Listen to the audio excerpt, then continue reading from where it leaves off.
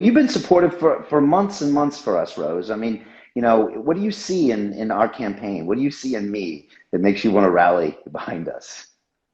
I like people that are different, obviously. I like, I really love kind of when you're an outsider and you can see the system in a different way, when you're not born into it, it's easier to hotwire, to like steal an old car. You have to take the wires, right? Crisscross them. It's kind of easier to do that when you're not from that system. And then when you also, like you, coupled with, that's my dog Pearl, coupled with the fact that you have all this like business knowledge, all this like working with, like doing deals. I was reading something about, I mean, that's true. Politicians, they have a very specific language and it doesn't translate to business language. No, it doesn't. Whereas you can understand the political language and take your business knowledge and translate it to that. But also, like, why not be better? That's what I essentially see, like, why not? Like, why not be Yeah. better than we have, than what's expected of us? And I think I see that I know I see that in you. And I see like, just honest intent. I want to do this because I can help. It's not Yeah. like I And that, want to be the mayor of London, but it's like this city needs help. I have certain skills in my arrow holder, and I'm gonna shoot these arrows. And that's why I was like last year, we were in the middle of our fight against censorship and digital censorship. And again, I want to get your thoughts on that. But I was sitting there, Rose, and I was making more videos and I was looking at our choices for mayor. Again, it's this two-party system.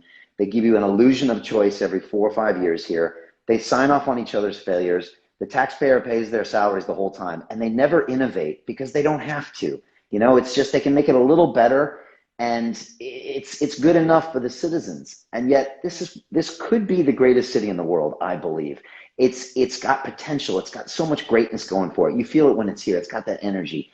And yet these politicians weren't doing anything. So I thought, Rose, I got two young boys now. They're 3 and 4 years old. And I figured they're going to ask me in 2041, Papa, what did you do back in the big crisis of 2021? Did you make some more videos on YouTube, or did you actually do something about it? And so I thought, you know what? We're just going to go for it. My naivete maybe is going to help me in this race because I'm not jaded about politics. I don't have any preconceived ideas. I'm just going to go in there and look at it through a business lens and say, how come we haven't done this? And how come we haven't done this? And why are we doing this? And how come you haven't done this? And again, I got no donors. I pay for this myself. I got no party to worry about. I don't have to check with anybody. So I live stream and I take people's really hard questions. I go out in the public, I shake hands, I talk to people. And none of the other candidates ever do that because it's all about this press release and they got their handlers around them. So to say the least, Rose, London is a bit surprised by what we're doing, but also from the beginning, the bookmakers, and again, I don't encourage gambling, but they put odds on people. They had us in second place from the beginning ahead of the Wow. conservative candidate. So they saw something. And then, of course, I had London Real. So I think it was 1.7 million Londoners already knew who I was out of Right. 9.5 million. So, we went for it and we just started listening. I think my job was to go out and listen to people. What is your challenge? What is your struggle? And then I would look at what the politicians have done or not done. And then we just came up with our best ideas like I would for a business or anything else. And it's been an incredible process, but also challenging. I won't lie to you. And It may exhausting. It's a marathon. exhausting.